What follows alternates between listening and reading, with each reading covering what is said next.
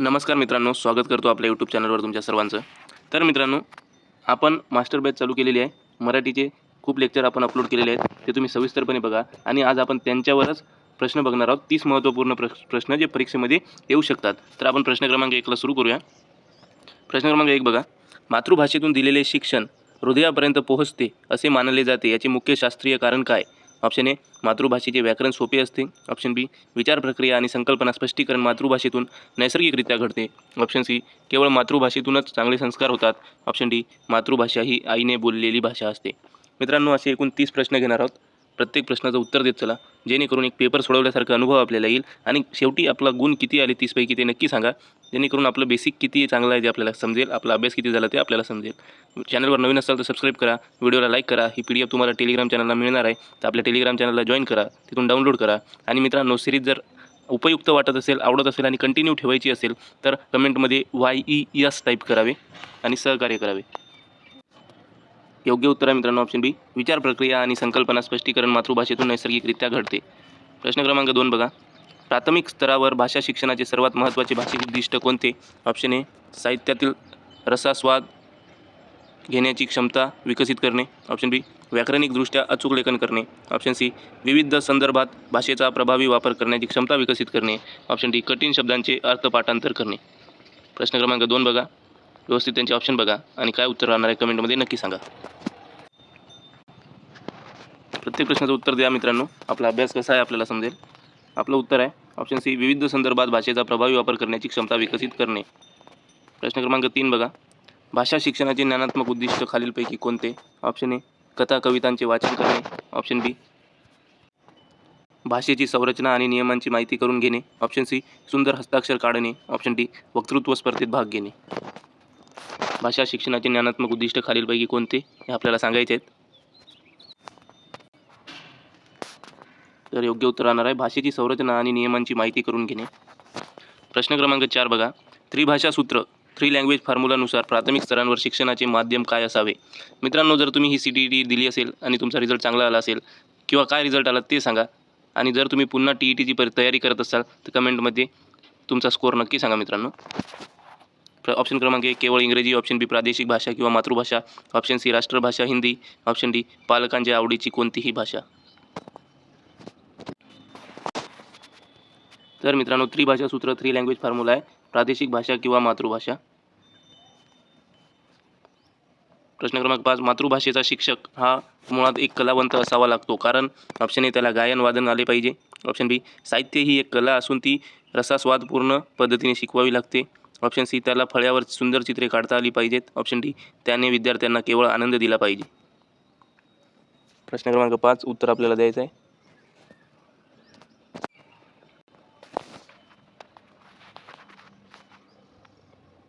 आपले उत्तर आहे, साहित्य ही एक कला असून ती रसास्वादपूर्ण पद्धतीने शिकवावी लागते.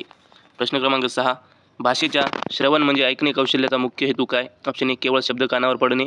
ऑप्शन बी, ऐकलेल्या मजकुराचे अर्थपूर्ण आकलन करणे. ऑप्शन सी, वक्त्याचे बोलणे जसेच्या तसे पाठ करणे. ऑप्शन डी, आवाजातील चढ उतार मोजणे.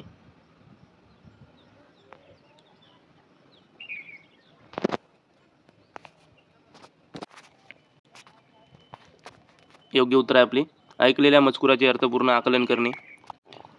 प्रश्न क्रमांक 7, भाषण कौशल्यात सर्वात महत्त्वाची बाब कोणती? ऑप्शन ए, अत्यंत वेगाने बोलणे. ऑप्शन बी, कठीण आणि अलंकारिक शब्दांचा वापर. ऑप्शन सी, स्पष्ट उच्चार आणि आशयानुसार प्रभावी अभिव्यक्ती. ऑप्शन डी, केवळ व्याकरणदृष्ट्या शुद्ध बोलणे. काय असू शकते या प्रश्नाचं उत्तर? प्रश्न क्रमांक 7 आपल्यासमोर आहे, कमेंट बॉक्स आपल्यासमोर आहे, तिथे जाऊन तुम्ही या प्रश्नाचं उत्तर टाईप करावे आणि शेवटी तुम्ही चेक करावे किती प्रश्न बरोबर आलेत.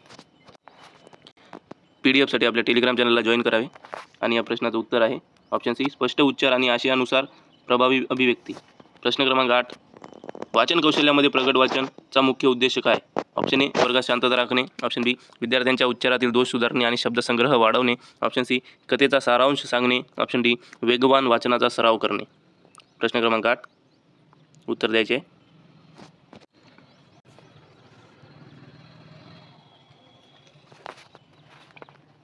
उत्तर आहे आपलं, विद्यार्थ्यांच्या उच्चारातील दोष सुधारणे आणि शब्दसंग्रह वाढवणे. प्रश्न क्रमांक 9, मूक वाचन कोणत्या इयत्तेपासून अधिक प्रभावी ठरते? ऑप्शन ए, पहिलीपासून. ऑप्शन बी, बालवाडीपासून. ऑप्शन सी, प्राथमिक स्तरांच्या उत्तरार्धापासून इयत्ता 4थी 5वी. ऑप्शन डी, केवळ माध्यमिक स्तरावर. आपण प्रश्नांची लेवल वाढवत चालणार आहोत. असे वेगवेगळे पार्ट भरपूर आपण आणणार आहोत. भरपूर प्रश्नांची आपण तयारी करून घेणार आहोत. तर मित्रांनो, आपल्यासोबत जुळून राहायचं आहे. म्हणून चांगले गुण आपल्याला घ्यायचे आहेत. ऑप्शन सी, प्राथमिक स्तराच्या उत्तरार्धापासून म्हणजे इयत्ता 4थी व 5वी पासून. प्रश्न क्रमांक 10, लेखन हे कोणत्या प्रकारचे कौशल्य मानले जाते? Option A, ग्रहणशील. ऑप्शन बी, अभिव्यक्तीपर उत्पादक. ऑप्शन सी, केवळ यांत्रिक. Option D, अनुकरणपर.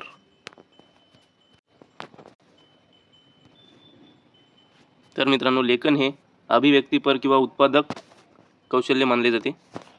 प्रश्न क्रमांक 11, लेखन कौशल्याच्या सुरुवातीच्या टप्प्यात कशावर भर देणे अधिक योग्य आहे? ऑप्शन ए, शुद्ध लेखन आणि अचूक काना मात्रा.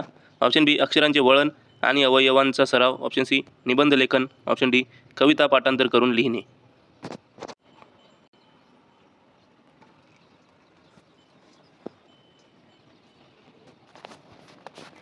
उत्तर आहे ऑप्शन बी, अक्षरांचे वळण आणि अवयवांचा सराव.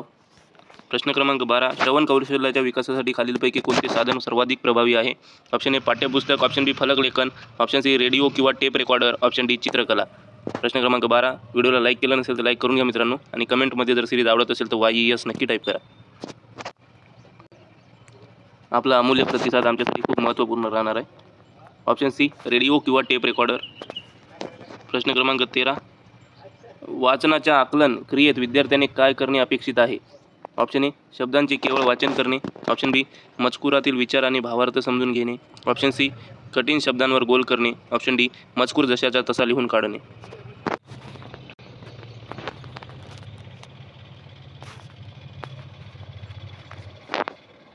योग्य उत्तर, मजकुरातील विचार आणि भावार्थ समजून घेणे.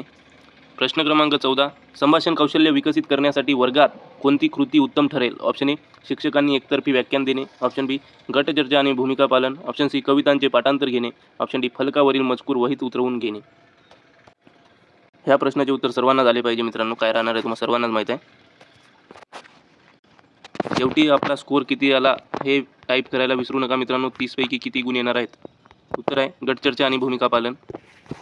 प्रश्न क्रमांक 15, लेखनातील विरामचिन्हांचा वापर हे कोणत्या कौशल्याचे अंग आहे? ऑप्शन ए, श्रवण. ऑप्शन बी, भाषण. ऑप्शन सी, लेखन.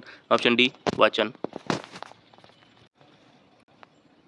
या प्रश्नाचं उत्तर देखील सर्वांना आलंच पाहिजे. विरामचिन्हाचा वापर सरळ आहे, लेखन कौशल्य. प्रश्न क्रमांक 16, बालकेंद्रित अध्यापन म्हणजे काय? ऑप्शन ए, मुलांनी शिक्षकांच्या आज्ञेत राहणे. ऑप्शन बी, मुलांच्या गरजा, आवडी आणि क्षमतेनुसार शिक्षण देणे. ऑप्शन सी, केवळ मुलांसाठी नवीन शाळा बांधणे. ऑप्शन डी, वर्गात शिक्षकांनी न शिकवता मुलांनी खेळणे.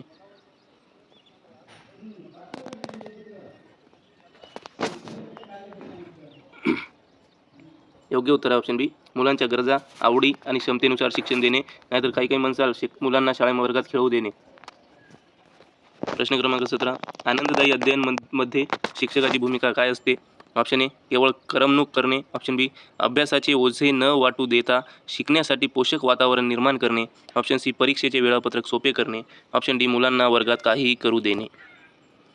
आनंददायी अध्ययन कसे होईल मित्रांनो? तर आनंददायी अध्ययन कसे होईल? जेव्हा अभ्यासाचे ओझे वाटणार नाही आणि शिकण्यासाठी पोषक वातावरण निर्माण होईल. तर उत्तर बी बरोबर आहे. प्रश्न क्रमांक 18, क्रियाशील अध्ययनासाठी सर्वोत्तम पद्धत कोणती? आपण हे सगळं शिकलेले आहोत मित्रांनो. व्हिडिओ बघितले नसेल तर बघून घ्या.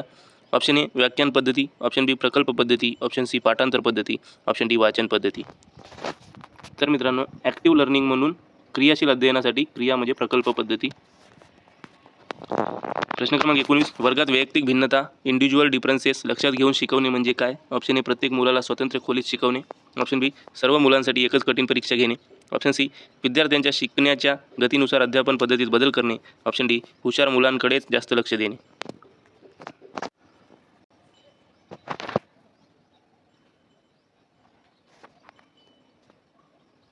ऑप्शन सी योग्य उत्तर राहणार आहे.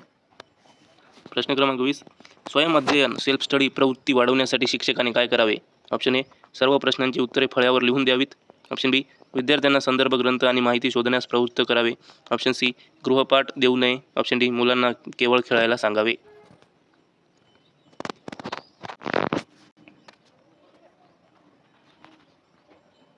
या प्रश्नाचे योग्य उत्तर आहे विद्यार्थ्यांना संदर्भ ग्रंथ आणि माहिती शोधण्यास प्रवृत्त करणे. प्रश्न क्रमांक 21, पाठ योजनेचा प्रस्तावना हा टप्पा कशासाठी असतो? आपण पाठयोजना शिकलेलो आहोत. ऑप्शन ए नवीन माहिती सांगण्यासाठी, ऑप्शन बी विद्यार्थ्यांचे पूर्वज्ञान जागृत करून पाठाकडे आकर्षित करण्यासाठी, ऑप्शन सी गृहपाठ तपासण्यासाठी, ऑप्शन डी पाठाचा सारांश सांगण्यासाठी. मित्रांनो, आपल्या चॅनलवर जाऊन तुम्ही मास्टर बॅच मराठी ही प्लेलिस्ट जर बघितली, त्यामध्ये सर्व आपण शिकलेलो आहोत. सर्व व्यवस्थितपणे सर्वांना समजलेलं आहे. तर योग्य उत्तर देण्याचा प्रयत्न करायचा आहे. जर तुम्ही बघितलं नसेल तर ते तिथे जाऊन तुम्ही बघू शकता. आणि जर तुम्हाला लिंक हवी असेल तर मी तुम्हाला लिंक पण देईल. मला कमेंटमध्ये लिंक म्हणून टाईप करा. मी तुम्हाला या पूर्ण मराठीची प्लेलिस्टची पेपर लिंक तुम्हाला अवेलेबल करून देईल. ऑप्शन बी विद्यार्थ्यांचे पूर्वज्ञान जागृत करून पाठाकडे आकर्षित करण्यासाठी. प्रश्न क्रमांक 22, पाठयोजनेतील हेतुकथन केव्हा केले जाते? ऑप्शन ए पाठाच्या शेवटी, ऑप्शन बी प्रस्तावनेनंतर लगेच, ऑप्शन सी पाठाच्या सुरुवातीला, ऑप्शन डी मूल्यमापनानंतर. हे पण आपण शिकलो आहोत त्या प्लेलिस्टमध्ये. हा पण आहे व्हिडिओ. जर तुम्हाला लिंक हवी असेल तर मला कमेंटमध्ये लिंक म्हणून टाईप करा. मी तुम्हाला लिंक प्रोव्हाइड करून देईल. ऑप्शन बी प्रस्तावनेनंतर लगेच. प्रश्न क्रमांक 23, सातत्यपूर्ण सर्वंकष मूल्यमापन CCEचा मुख्य उद्देश काय? ऑप्शन ए मुलांची केवळ लेखी परीक्षा घेणे, ऑप्शन बी विद्यार्थ्यांच्या सर्वांगीण विकासाचे वेळोवेळी मापन करणे, ऑप्शन सी निकालात केवळ श्रेणी म्हणजे ग्रेड देणे, ऑप्शन डी नापास मुलांची यादी तयार करणे. प्रश्न क्रमांक 23,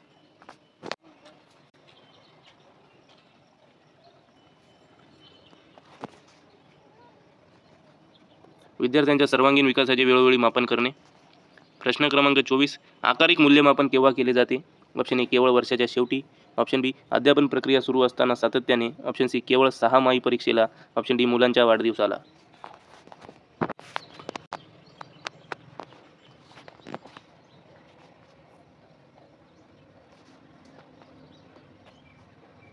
उत्तर आहे अध्यापन प्रक्रिया सुरू असताना सातत्याने.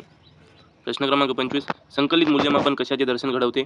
ऑप्शन ए रोजच्या अभ्यासाचे, ऑप्शन बी ठराविक कालावधीनंतर मिळवलेल्या संपादनुकीचे, केवळ वर्तणुकीचे, केवळ हस्ताक्षरांचे.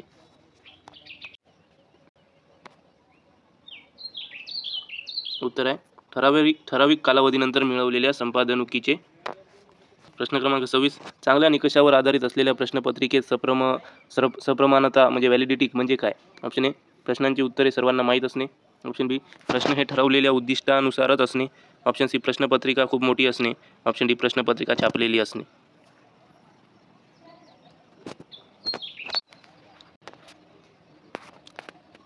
तर उत्तर आहे आपलं प्रश्न हे ठरवलेल्या उद्दिष्टानुसारच असणे. प्रश्न क्रमांक 27, निदानात्मक चाचणी कशासाठी घेतली जाते? गुण वाढवण्यासाठी, विद्यार्थ्यांच्या अध्ययनातील अडचणी आणि त्रुटी शोधण्यासाठी, स्पर्धा लावण्यासाठी, विद्यार्थ्यांना शिक्षा करण्यासाठी. प्रश्न क्रमांक 27 चालू आहे. सिरीज आवडत असेल तर YES टाईप करा, व्हिडिओला लाईक करा, चॅनलला सबस्क्राईब करा आणि शेवटी आपला गुण नक्की सांगा. विद्यार्थ्यांच्या अध्ययनातील अडचणी आणि त्रुटी शोधण्यासाठी. उपचारात्मक अध्यापन कोणासाठी आवश्यक असते?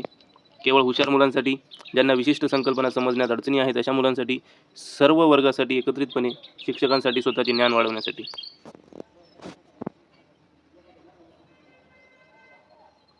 ज्यांना विशिष्ट संकल्पना समजण्यात अडचणी आहेत अशा मुलांसाठी.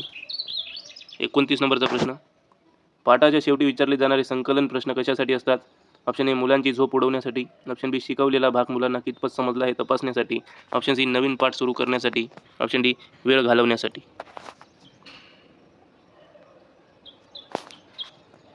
आपलं योग्य उत्तर आहे शिकवलेला भाग मुलांना कितपत समजला हे तपासण्यासाठी. प्रश्न क्रमांक 30, शेवटचा प्रश्न. 30 पैकी किती गुण आले आपल्याला सांगायचं आहे. सिरीज आवडत असेल तर येस टाईप करा. मूल्यमापनात विश्वासार्हत म्हणजे रिलायबिलिटी म्हणजे काय? ऑप्शन ए शिक्षकावर विश्वास ठेवणे, ऑप्शन बी वेगवेगळ्या वेळी मूल्यमापन केले तरी निकालात सुसंगता असणे, ऑप्शन सी प्रश्न सोपे असणे, ऑप्शन डी मुलांना कॉपी न करणे. सर्वांना उत्तर माहीत आहे, वेगवेगळ्या वेळी मूल्यमापन केले तरी निकालात सुसंगता असणे. मित्रांनो, थँक्यू सो मच शेवटपर्यंत येण्यासाठी. लाईक करा, शेअर करा, कमेंट करा, सबस्क्राईब करा, आपल्या टेलिग्रामवरून PDF डाउनलोड करा आणि सिरीज आवडत असेल तर YES टाईप करा. आणि TETची तयारी करत असेल तर आपण मास्टर बॅच सुरू केलेली आहे फ्री, तर त्याचा पूर्णपणे फायदा घ्या आणि आमच्यासोबत जुळून राहा. Thank you so much.